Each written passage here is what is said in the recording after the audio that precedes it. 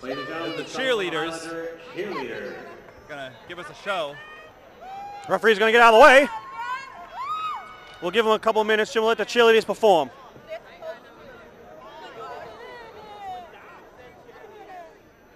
Look at that shot.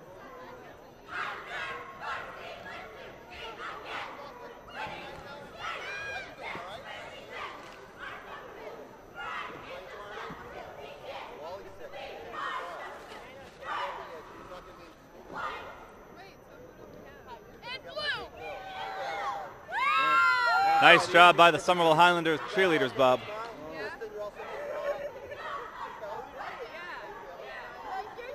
Remember when you and I used to be able to do that? Oh. Those were the days. Well, that I can still do. Good job. Very nice. They make it look so easy. It's funny watching people as they try to walk by our camera, like when the camera person stops them. He's been doing a great job tonight, stopping people walking by. Right. People will give a look like, you know, where do you want me to go? Yeah. It's like they don't even see the camera. They look around, then they see the camera, and then they figure out they have to go behind it. Right. Well, I think you made a good observation earlier this year, Bob, which is that I think people just don't feel comfortable walking on the court. They don't consider that an option, even though it is halftime and it's acceptable. Nevertheless, Glen Weseley, Bob, professional hockey defenseman, played many years in Boston, then he went to Carolina Hurricanes and played many, many more. Eventually won a Stanley Cup. What do you say, maybe, what, 15, 17-year career maybe? Yeah, I'd say at least, actually, yeah. Had a long career. Ugly as sin, right? All right. He's all right. He's no Cam Neely. You and I have spent most of our younger years making fun of Glen Weseley, and we haven't been alone in that. A lot of people thought he was overrated, under-talented, didn't really deserve to be in the NHL in many opinions. He got his number retired the other day, and I had some people over watching the Bruins game. What is that? Someone just found a button on the court. Oh, I lost that. That's for my that's a button from work. Right, thank you. So I'm watching the Bruins game last week. They retire his number, this big ceremony Carolina Hurricanes doing. And I thought I was being punked. I was actually looking for a little camera wondering, okay, joke's on me, very good, you got me. Glen Weseley's not getting his number retired. And he was. Then I thought, okay, maybe he's not getting retired. Maybe there's like an honorable mention. Totally retired. In fact, I didn't even know he retired. That's how little of an impact he has on the league. Nor did any of my other friends who were over who are also hockey fans. Neither did you. So just as an experiment today, I Googled. So if you look at some of the other retired names in the league, you know, for various teams. For the Bruins, you got Ray Bourque, Bobby Orr, Johnny Busick, you know, Cam Neely, Esposito. You know, Mario Lemieux, Wayne Gretzky. And Glen Weseley? Come on. That doesn't make any sense.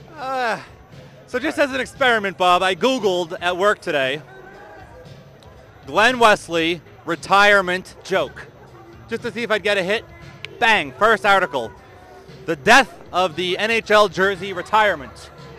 And it's all about how the fact that they've now retired his number next to Adam Graves is, stop it, you're freaking me out. You're freaking me out. You gotta move, baby. You're freaking me out. There's music right now.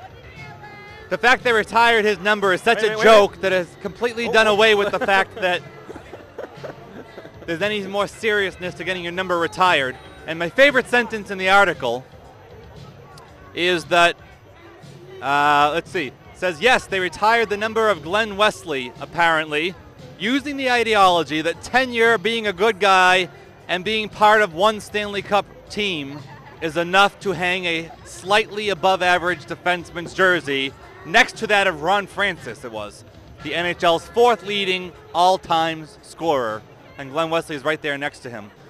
There's no standard in the league for having your number retired. I think in the next, the next generation, maybe 10, 20 years, 30 years from now, young Carolina Hurricane fans that walk into that arena and look up to the rafters and see, Wesley, they'll probably be like, Daddy, who's Glen Weseley? Right. No idea. And Gordie Howe, players like that. His legend will grow with time because his number's retired. You know, people are going to start remembering him differently than he was. And what most disturbs me of all, the reason I brought it up, well, two reasons.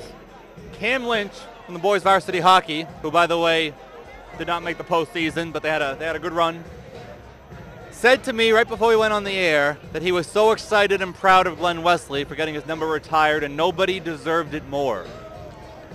Now, if that's the standard that the NHL is setting for what a defenseman's supposed to look like, the man who missed the open net against the Edmonton Oilers when he was playing with the Bruins, I'm frightened about the future of hockey. Oh, that gives me hope I can try out for a team and make it. Here comes Cameron Lynch now. Yeah. Lynch. There you go. Cameron Lynch, everybody. Cameron Lynch. We're just talking about you. Have a seat.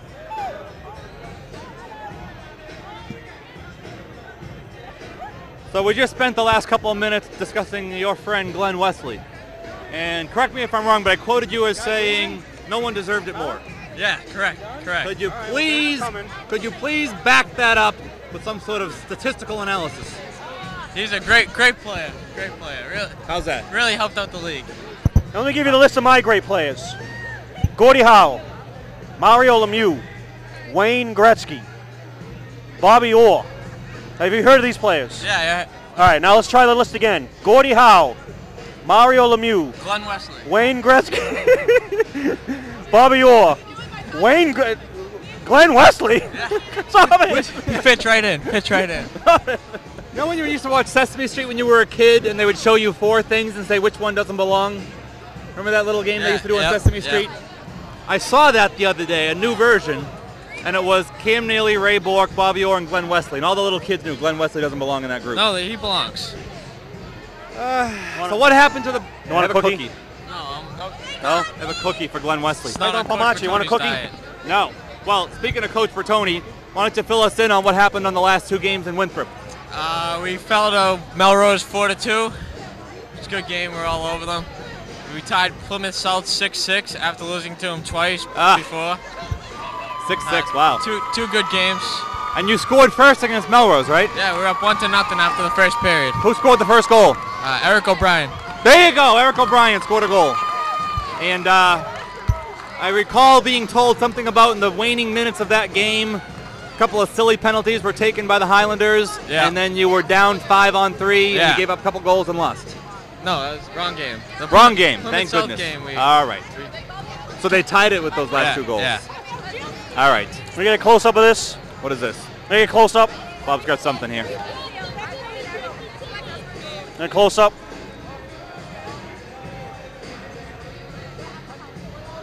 Is that your autograph? That is my autograph, Cameron Lynch, because you've been such a great fan and supporter.